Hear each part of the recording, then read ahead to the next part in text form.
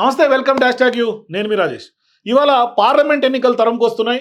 అందరి దృష్టి ఆ పార్లమెంట్ నియోజకవర్గంపైనే ఉంది. ప్రధానంగా అక్కడ అభ్యర్థులు కూడా రేసులో అన్ని పార్టీల్లో కూడా ఇవాళ పెద్ద ఎత్తున పోటీ నెలకొన్నటువంటి నేపథ్యం. మరోవైపు మల్కాజ్గిరి పైన అందరి గురి ఎందుకు అనేది కూడా ఒకసారి చూడాల్సినటువంటి అవసరం ఉంది. మల్కాజ్గిరి వాస్తవానికి కూడా దేశంలోనే అత్యధిక ఓట్లున్నటువంటి పార్లమెంట్ స్థానం. పెద్ద ఎత్తున భిన్న సంస్కృతులకు నిలయంగా మల్కాజ్గిరిగా చెప్పుకోవచ్చు. ఇక్కడ ప్రజలు తీర్పు ఎప్పుడూ విభిన్నంగానే ఉంటుంది.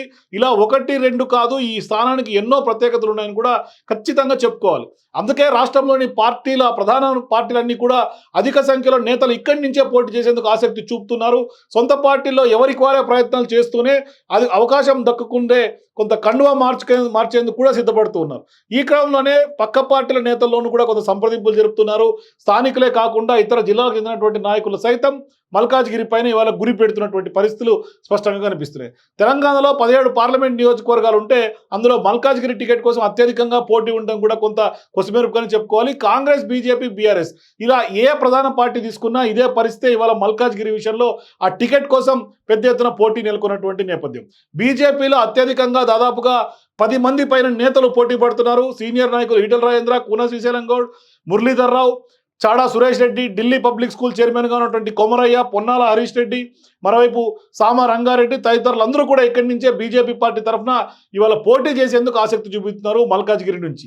మరోవైపు ఈటెల రాజేంద్ర హుజూరాబాద్ చెందినటువంటి నేత అయినప్పటికీ కూడా కరీంనగర్ పార్లమెంట్ స్థానంలో సిట్టింగ్ ఎంపీ బండి సంజయ్ ఉన్నందున ఇవాళ మల్కాజ్గిరి టికెట్ కోసం ప్రయత్నాలు చేస్తున్నట్టుగా అర్థం చేసుకోవాలి. సో ఇక ఇప్పటికే పలుమార్లు ఆయన ఢిల్లీ పార్టీ అగ్రనేతలతో కూడా కలిసి వచ్చినట్లు కూడా ఈ అంశం పైన మనకు సమాచారం ఉంది. మరోవైపు కుత్బుల్లాపూర్ చెందినటువంటి కూన శ్రీశైలం గౌడ్ కూడా స్థానికత, ప్రజల్లో తనకున్నటువంటి పరపతిని దృష్ట్యా అవకాశం ఇవ్వాలని కోరుతున్నట్లు కూడా తెలుస్తుంది. అయితే గత కొంతకాలంగా క్యాడర్తో పాటు కాలనీ సంఘాలతో టచ్లో ఉన్నటువంటి మురళీధర్ రావు సైతం ఈ టికెట్ కోసం గట్టిగా ప్రయత్నాలు చేస్తున్నట్టు కూడా కొంత సమాచారం ఉంది. అయితే ప్రస్తుతం సీఎం రేవంత్ రెడ్డి 2019లో కూడా మల్కాజ్గిరి ఎంపీగా కూడా గెలుపొందినటువంటి విషయం కూడా మనందరికీ తెలిసిందే.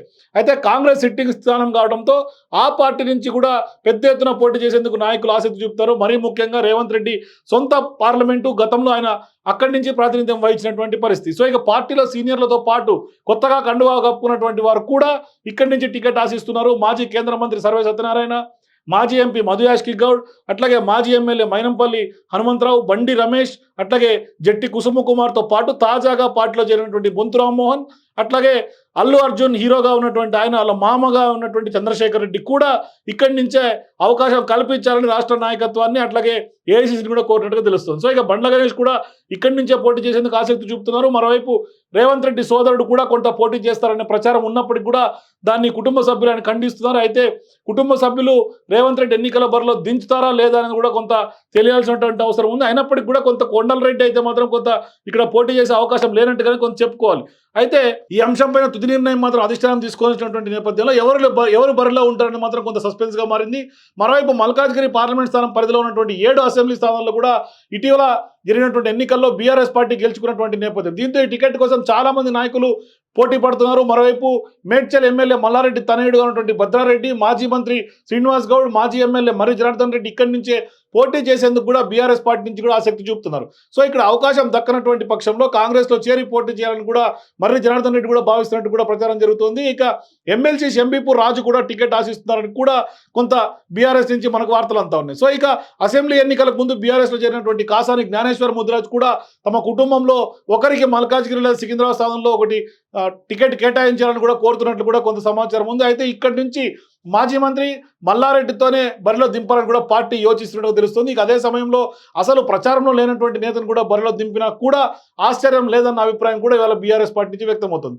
సో ఇక నియోజకవర్గాల పునర్విభజనలో భాగంగా 2008లో మల్కాజ్గిరి లోక్సభ స్థానం ఏర్పడినటువంటి నేపథ్యం. దీన్ని పరిధిలో ఉన్నటువంటి కుత్బుల్లాపూర్, కూకట్పల్లి, ఉప్పల్, ఎల్బీ నగర్, మల్కాజ్గిరి, మేడ్చల్ కంటోన్మెంట్ అసెంబ్లీ నియోజకవర్గాలు కూడా ఉన్నాయి. మరోవైపు తెలుగు రాష్ట్రాలతో పాటు దేశంలో ఉన్నటువంటి ఇతర ప్రాంతాలకు చెందినటువంటి పెద్ద ఎత్తున ప్రజలు ఇక్కడ నివసిస్తున్నటువంటి నేపథ్యం ఉంది. అందుకే ఈ నియోజకవర్గాన్ని మినీ భారత్గా కూడా అభివర్ణిస్తుంటారు. 2009లో జరిగినటువంటి ఎన్నికల్లో ఇక్కడి నుంచి కాంగ్రెస్ తరఫున విజయం సాధించినటువంటి సర్వే సత్యనారాయణ ఆ తర్వాత కొంత కేంద్ర మంత్రిగా కూడా వ్యవహరించినటువంటి నేపథ్యం ఉంది. 2014లో ఇక్కడి నుంచి టీడీపీ అభ్యర్థి చామకూర మల్లారెడ్డి గెలుపొందారు. అనంతరం ఆయన బీఆర్ఎస్లో చేరిపోయారు. సో ఇక 2018 ముందస్తు ఎన్నికల అసెంబ్లీ ఎన్నికల సందర్భంగా తర్వాత మంత్రి అయ్యారు మల్లారెడ్డి. ఇక 2019లో లోక్సభ ఎన్నికల్లో మల్లారెడ్డి అల్లుడు మర్రి రాజశేఖర రెడ్డిని బీఆర్ఎస్ బరిలో దింపింది. అయితే కొడంగల్లో కాంగ్రెస్ తరఫున పోటీ చేసి ఓడిపోయినటువంటి రేవంత్ రెడ్డి ఇక్కడి నుంచి ఎంపీగా అభ్యర్థిగా బరిలో దిగినటువంటి నేపథ్యంలో ఆయన ఘన విజయం సాధించారు. ఇవాళ సీఎం దాకా కూడా ఎదిగినటువంటి పరిస్థితి. సో ఇక నియోజకవర్గంలో ఏర్పడినట్టు ఆనాటి నుంచి 3 పర్యాయాలు ఎన్నికలు జరగగా